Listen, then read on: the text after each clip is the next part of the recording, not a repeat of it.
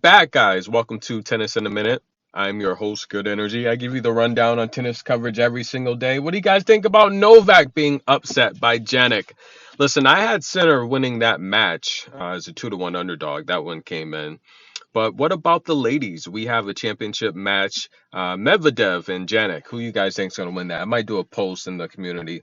Uh, Qinwen taking on Aryna Sabalenka. These two ladies have played once. I did a prediction the last time they played for Sabalenka to win that match, and she won it. It was very ugly for Qinwen in that match. Now, Sabalenka is feeling herself. She's got to be confident after taking out Coco, who was just on a tear, winning all these matches, 10 matches in a row. She takes out the hottest player on tour. Now, taking on Qinwen, who look, Aryna finds herself here as a number two seed after taking out Sadell in straight sets. She gave her a bagel. Brenda Favertova, she took out in straight sets. Sarenko, she gave a double bagel to, who I said, look, don't even pay attention to that match. Lesia, she doesn't want to play. She's just, I mean, for crying out loud, her coach blamed Aryna Sabalenka for the Russia-Ukrainian war. I'm like, are you freaking kidding me? How's it the Arena's fault? So Lesia's not even playing when she. I'm surprised she didn't even just boycott the match. Like to put up a double bagel effort is ridiculous. She took out Amanda Anisimova in straight sets, Barbara Krejcikova in straight sets, and she beat Coco in straight sets. Now that match with Coco, guys, that was a good match. Look, Coco when she came out, did you guys see Coco's face when she walked out on the court? She something had her upset. She wasn't smiling. She wasn't in a good mood, and she started that match bad. But she was up 6-5, 30 love. Two more points. I think she wins the game because you take a look at the second set. Coco was up on serve, and she what was it, love 30. Sabalenka was serving love 30, down 4-3. So those are the two events there that really changed that match. At least in the first set when Coco was up 6-5 and 30 love, two more points, but the worst possible things could happen there. She had a return on the baseline that I don't know, the ball just bounced weird and it hit the bottom of her racket, went in the stands. Then she falls down trying to return a backhand. So she just had a misfortune there, up 30 love. And then the second set, when she just needed two more points to break Sabalenka, Sabalenka fought back and won those points. So that match was really, really close. And a lot of people don't realize 1 point here or there, Coco wins the set. I think she plays the second set a little bit more aggressive instead of playing from behind, being more conservative. And she most likely wins the match. So Arena's gotta, I mean, look, I said it. I think that's gonna be the championship match. No disrespect to Diana and Qinwen, but that was a very good match to watch. And I think we have, let's be honest, I think that's going to be the new rivalry on the WTA side. People were talking about earlier that, Coco, the thing about Coco is she gets, when the haters disrespect her, they can't even disrespect Coco without admitting that she's so good, right? Someone was saying, Coco doesn't play against these elite players. Well, okay, so you're basically saying she's elite because she's literally just she wins most of the matches she plays. So the reality here is Sabalenka's elite. We don't think Sabalenka's elite. Coco owns a head-to-head against most players in the top 10. So who's not elite in the top 10? So that must mean Coco's really, really good. But I think Coco Sabalenka's going to be the new rivalry. I really do. And I think that's what we want to see. That head-to-head is 4-3 now. I think I could get used to that, especially on the different surfaces. I think on grass, I think Coco beats Sabalenka a lot. Sabalenka's style just I don't think it's gonna favor her on grass versus Coco, or at the French Open, to be honest with you. Faster surface at the Wimbledon games, and I think Coco would do very well versus Sabalenka there.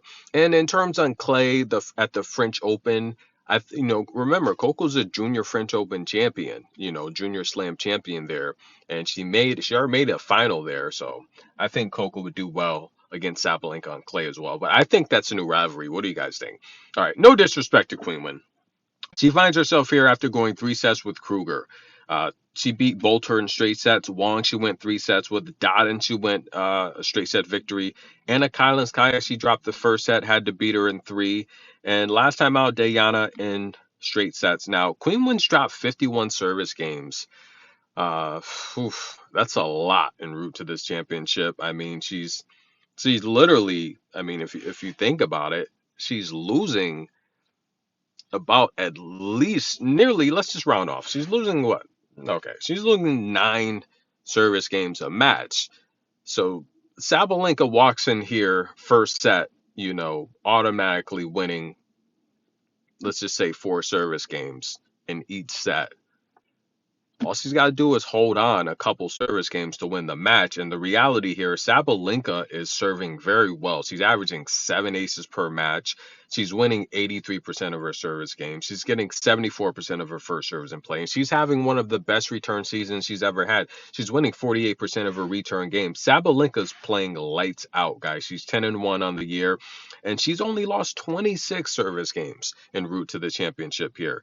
That's literally half the service games Qinwen's lost, and she's been on court a lot less than Qinwen. I think she's going to be refreshed. She was battle tested with Coco, and I think she knows this is her championship to lose. And I love Qinwen. She's 8-1 on the year. Rivas is in her coaching section now. She looks really good. I think in about 5 years, I could see Qinwen dominating like a Sabalenka, winning a slam. She'll have a lot more power. But I say it time and time again, Queen's a good server. She can hold, but she's not a great returner. And that's going to leave plenty of opportunities for Sabalenka to score and hold. And the problem is Queen hasn't been getting her first serves in play. And she's getting broken a lot. And she's not winning that historic 80, high 70 percentile range of her service games. So I like Sabalenka to win this championship. That's going to be the pick. Sabalenka on the money line, and she's going to be a two-time champion. Congratulations, Aryna Sabalenka. Well, the match has to be played, but you have to like her chances to win it. Like I said, I think Qinwen's going to be around for a long time. And look, she's a younger player here. This is going to be a learning experience. And look, if China's successful in ending this Russia-Ukrainian war, that's going to be great, guys, because they are trying to help be a peace negotiator. We would really like to see that. But Qinwen's a classy woman. I love her. I think she's sweet. And I would love to see her win, to be honest with you. I would like Qinwen to win. But I think Aryna Sabalenka's on a mission. She said she wants to be number one. She wants to end the season as number one. That's her real dream. We know she was number one from the U.S. Open last year to up into the championship match with Iga Swiatek versus Pegula. But the reality here is, I think Sabalenka is going to win this match, and I think she's going to then go crazy, right? Sabalenka scares me. I say that because I think she knows she wants to be number one for the entire season, and Iga's going to have some opportunities here to gain points because Iga didn't play Miami last year, and Iga a couple other tournaments she missed on clay after being sidelined for a little over a month. But the reality here is Iga's also going to have to defend her championships if she wants to remain number one. But I think Sabalenka, we're going to have a new number one, and I think Sabalenka is going to do her best to hold on, and that's going to be a problem for the tour. Can Coco hit number one this year? Well, she's going to have to first. All things aside, she's going to have to defend at the U.S. Open to be number one. But she has those points. So let's say for Coco to reach number one, this is what she's going to have to do. First of all, Iga's going to have to literally lose and not defend every championship she has, and she's going to need early exits. And Coco's going to have to win Wimbledon, and she's going to have to win the French Open and probably another 1,000 tournament in between then for Coco to hit number one by the U.S. Open. And she's going to have to defend at D.C. and Cincinnati.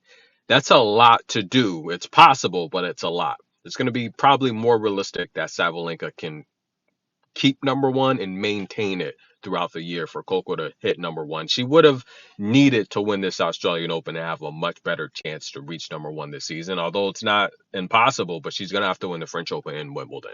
That's a tough task, but I do think Coco, if she doesn't win the French Open this year, I think Coco will win Wimbledon. I think this is going to be a breakout Wimbledon year, and I think Venus is going to retire at Wimbledon this year. and Coco wins it. That's my thoughts. Tennis in a minute. Like the video. We're going with Sabalenka, guys. I like Sabalenka. I think she's showing maturity. She's growing up. She's being a much more classy woman. And I like that side of Sabalenka. And I mean, someone said Sabalenka's ugly. What are you talking about? I think Sabalenka's pretty good looking. And Qinwen too. Enjoy the match, guys. Tennis in a minute. Like the video. We'll be right back.